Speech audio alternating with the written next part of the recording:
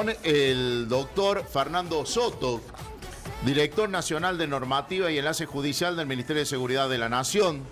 Se conoció en las últimas horas que Amnistía Internacional, la organización internacional, cuestionó al protocolo antipiquete que lleva adelante la presidencia de Javier Milei en la figura de la ministra de Seguridad, Patricia Bullrich, que ayer ha respondido este planteo. Lo saludamos al doctor. Doctor Fernando Soto, Eduardo Germán lo saluda. ¿Cómo le va? Buen día.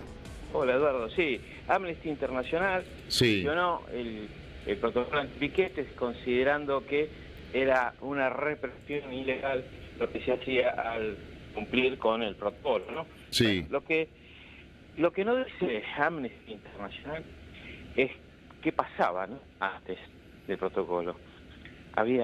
Hacía 20 años que en Buenos Aires y buena parte de Argentina también no se podía circular. Directamente la gente no estaba rehén de un grupo de personas que cortaban las calles, las rutas, las autopistas. Habían acampado, ¿se acuerdan ustedes? En la 9 de julio, una semana estuvieron ahí. Tampoco dice nada que en las manifestaciones con el protocolo antipiquete rompieron plazas, rompieron bancos, rompieron veredas, quemaron tachos de basura. Un móvil de Cadena 3, de una radio de Córdoba, Sí. Lo atacaron, lo volcaron, lo incendiaron. No dice nada de los periodistas, no dice nada de eso. No dice nada de los policías que golpearon, que apedrearon, que le rompieron la cabeza a pedradas. No dice nada de eso. Dice es una represión ilegal. ¿Por qué no se van a Venezuela a aplicar sus normas? ¿Por qué no se van a Cuba? ¿Por qué no se van a Irán? ¿Por qué no van a Rusia, no?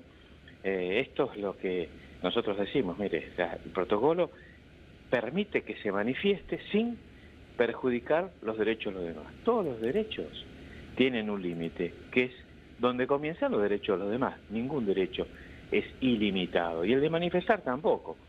Entonces, lo que dice Amnistía Internacional en realidad está impregnado de ideología. No ponen la ley y los convenios internacionales primero, ponen la ideología primero. Por eso no dicen nada los grupos de izquierda y de derechos humanos, que dicen derechos humanos, así se llaman, pero en realidad los derechos humanos son de todas las personas, no de un grupo de personas que son de izquierda. No dicen nada en Nahuelgallo. ¿Usted escuchó hablar al kirchnerismo en la dictadura de Maduro? No. Tampoco el colectivo femenino cuando matan a una policía, ni tampoco respecto de la gente que es víctima de los piqueteros que lo extorsionaban, le sacaban el subsidio, le cobraban un porcentaje, le sacaban la comida.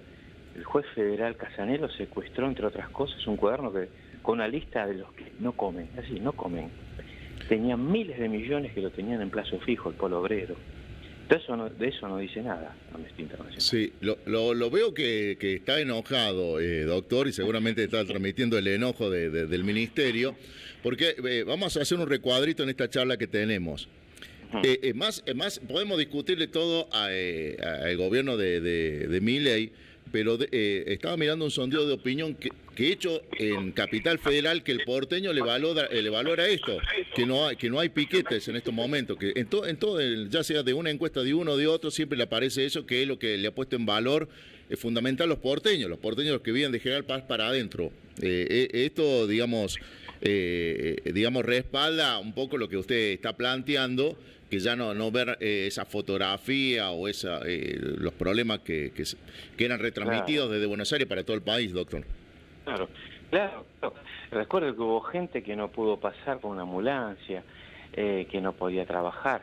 Era constante, y no es solamente eso, es todas las miles de personas, miles son cientos de miles, que estaban extorsionados por los grupos que cortaban las calles para recibir dinero del Estado en una verdadera mafia donde le sacaban a los que menos tienen.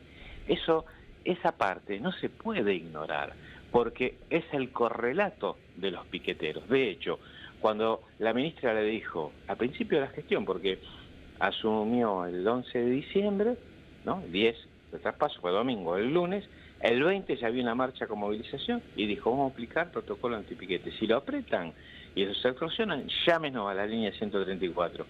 El primer día se recibieron 3.400 llamados, el otro día 6.700, después 8.000, al poco tiempo teníamos más de 30.000, bueno, tenemos más de 220.000 llamados de gente que dice, mire, me apretan, me sacan la plata, no me dan la comida, me dicen que si yo no voy a las marchas, no le van a dar a mis hijos el subsidio ni la comida. Bueno, esa es una parte fundamental, porque cuando se cortó con eso, la gente no va. No era que era espontánea. De hecho, todos sabíamos, porque un montón de veces en los programas de televisión veíamos los mobileros que le preguntaban ¿por qué está acá? Y no tenían ni idea la gente por qué iba. Y mucha gente decía, porque me pagan tanta plata, porque me dicen que tengo que venir. Bueno, eso no es una manifestación, eso es una extorsión. Entonces, no se puede ignorar esa parte, porque es el correlato de las manifestaciones que en realidad eran extorsiones para mantener una estafa al Estado de miles de millones de pesos. Fernando Soto, ¿cómo le va? Daniel Quintero lo saluda. Hola, Daniel. Totalmente de acuerdo, no soy una de las personas que también le genera indignación que estos organismos ataquen o cuestionen acá y no digan nada de Venezuela, de Nicaragua, donde se llevan opositores. Me imagino que la decisión es no llevarle la punta a estas declaraciones, a estas posiciones de estos organismos. No, miren, han hecho un montón de presentaciones. Amnesty, como tiene prensa, se difundió, pero hay un montón de presentaciones que se han hecho en las Naciones Unidas, en la Comisión Interamericana de Derechos Humanos, en el Comité Permanente de Derechos Humanos de Suiza, que no tienen ni la menor idea de la realidad argentina. No más o menos, Ustedes que están en una provincia tan importante como Córdoba saben que muchos porteños no tienen ni idea de lo que es la realidad de las provincias. Está mal, pero sucede. Bueno, en Suiza no tienen la menor idea de lo que es la realidad de Argentina. Amnesty Internacional está en Estados Unidos, Europa, no tiene idea de lo que es la realidad Argentina. Entonces hacen presentaciones con mucha bambolla, pero siempre con anteojeras. ¿A dónde denuncian?